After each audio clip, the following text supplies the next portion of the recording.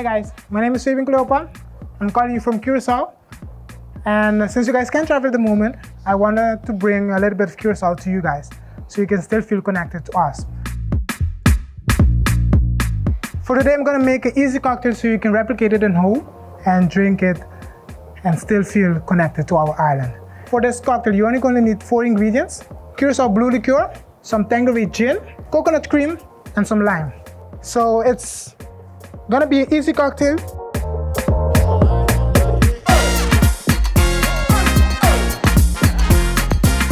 For your shaker, you can use an empty jelly jar or an empty jar that you have at home that has a lid.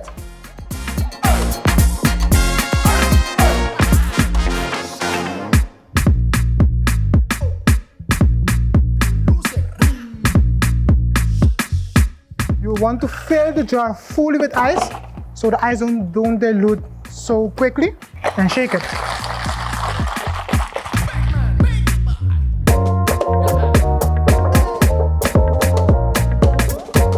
Garnish it with some mint leaves.